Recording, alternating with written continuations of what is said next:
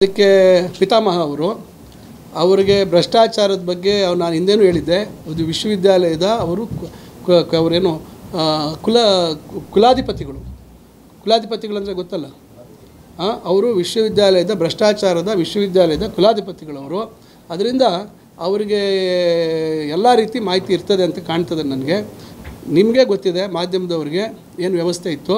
ಪ್ರತಿ ವರ್ಷ ಏನು ಟ್ರಾನ್ಸ್ಫರ್ ಬಂದಂಥ ಸಂದರ್ಭದಲ್ಲಿ, ವರ್ಗಾವಣೆ ಸಂದರ್ಭದಲ್ಲಿ ಯಾರು ಯಾವ ರೀತಿ ವರ್ಗಾವಣೆಗಳು ಆಗ್ತಾಯಿತ್ತು, ಏನು ನಡೆಸ್ತಾಯಿದ್ರು, ಏನೇನು ಆಗ್ತಿತ್ತು ಅನ್ನೋದು ನನಗಿಂತ ಹೆಚ್ಚಾಗಿ ಸ್ಥಳೀಯವಾಗಿರ್ತಕ್ಕಂಥ ಚಿಕ್ಕಬಳ್ಳಾಪುರದಲ್ಲಿರ್ತಕ್ಕಂಥವ್ರು ನಿಮಗೆ ಗೊತ್ತಿದೆ.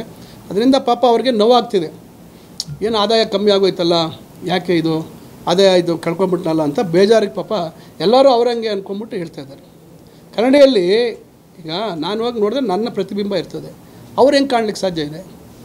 ಅವರು ಎಲ್ಲ ಕಡೆ ಅವರೇ ಅಂದ್ಕೊಂಡ್ಬಿಟ್ಟಿದ್ದಾರೆ, ಸರ್ವಾಂತರ್ಯಾಮಿ ನಾನೇ ಅಂತ ಭಾವನೆಯಲ್ಲಿದ್ದಾರೆ. ಅದು ಖಂಡಿತ ಆ ರೀತಿ ವ್ಯವಸ್ಥೆ ಇಲ್ಲ. ಇಲ್ಲಿ ಮೀಟಿಂಗು ಕೇಂದ್ರ ಪುರಸ್ಕೃತ ಯೋಜನೆಗಳ ಪರಿಶೀಲನೆಗೆ ಮಾತ್ರ ದಿಶಾ ಮೀಟಿಂಗಲ್ಲಿ ಅವಕಾಶ ಇದೆ. KIDBಗೆ ಸಂಬಂಧಪಟ್ಟಂತೆ ಅಧಿಕಾರಿಗಳನ್ನ ಕರೆಸಿ ಅಲ್ಲಿ ಮಾತಾಡುವಂಥದ್ದು ಆ ದಿಶಾ ಮೀಟಿಂಗ್ನ ವ್ಯಾಪ್ತಿ ಒಳಗೆ ಬರೋದಿಲ್ಲ.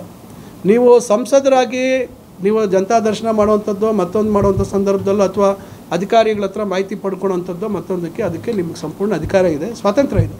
ಆದರೆ ದಿಶಾ ಮೀಟಿಂಗಲ್ಲಿ ಕರೆದು ನಿಮ್ಮ ತೆವಲುಗಳನ್ನು ಅಲ್ಲಿ ತೀರಿಸ್ಕೊಳ್ಳೋವಂಥ ಪ್ರಯತ್ನ, ನಿಮ್ಮ ವೈಫಲ್ಯಗಳನ್ನು ನೀವೇ ಎತ್ತಾಕೊಂಡ್ರೆ ನಾವೇನು ಮಾಡೋಕ್ಕಾಗುತ್ತೆ?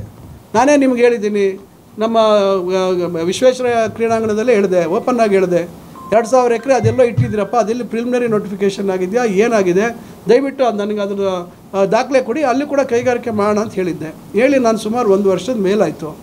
ಪಾಪ ಅದನ್ನು ಮತ್ತೆ ನೀವು ಅದೇನೋ ಮೈಯೆಲ್ಲ ಪರ್ಚ್ಕೊಳ್ಳೋ ರೀತಿಯಲ್ಲಿ ನೀವು ಹೇಳಿದ್ರೆ ನಾನು ಏನಂತ ಹೇಳಬೇಕು? ಪಾಪ ನನಗೇನೋ ಬೇರೆ ಹೆಸರಲ್ಲಿ ಕರೀತಾರೆ, ಸಂತೋಷ. ನಾನು ಕೆಲಸ ಮಾಡೋವಂಥ ಸಂದರ್ಭದಲ್ಲಿ ನನಗೆ ಏನೇನೋ ಬಿರುದುಗಳು ಕೊಡ್ತಾರೆ, ಸಂತೋಷವಾಗಿ ಸ್ವೀಕಾರ ಮಾಡ್ತೀನಿ. ನಾನು ಕೆಲಸ ಮಾಡೋದಕ್ಕೆ ತಯಾರಿರೋನು. ಅದರಿಂದ ನಾನು ಅವತ್ತು ಬೆಳಗ್ಗೆ ಅಂತಾರಾಷ್ಟ್ರೀಯ ಯೋಗ ದಿನಾಚರಣೆ ದಿವಸ ಬೆಳಗ್ಗೆ ಹೇಳಿದೆ, ಅದಕ್ಕೆ ಯಾವುದಕ್ಕೂ ಅವ್ರು ಪಾಪ ಉತ್ತರ ಕೊಡೋಕ್ಕಾಗಲಿಲ್ಲ. ಅವ್ರ ಕೈಲಿ ಉತ್ತರ ಕೊಟ್ಟು ನೀವು ಹೇಳಿ ಅಂತ ಭಾಳ ಸಂತೋಷ, ಭಾಳ ಖುಷಿಯಿಂದ ನಾನು ಅವರು ನನಗೆ ಕೊಟ್ಟಿರ್ತಕ್ಕಂಥ ಬಿರುದನ್ನು ನಾನು ಸ್ವೀಕಾರ ಮಾಡ್ತೇನೆ. ಚಿಕ್ಕಬಳ್ಳಾಪುರ ಜನತೆ ಯಾರು ಜಿಲ್ಲಾ ಮಂತ್ರಿಯಾಗಿ ಯಾರು ಇದಕ್ಕೆ ಜಿಲ್ಲೆಗೆ ಅಥವಾ ಚಿಕ್ಕಬಳ್ಳಾಪುರಕ್ಕೆ ಏನೇನು ಯೋಜನೆಗಳು ತಂದಿದ್ದಾರೆ, ಏನೇನು ಮಾಡ್ತಾಯಿದ್ದಾರೆ, ವ್ಯವಸ್ಥೆ ಯಾವ ರೀತಿ ಇದೆ ಅನ್ನೋದು ಜನ ತೀರ್ಮಾನ ಮಾಡ್ತಾರೆ. Thank you sir.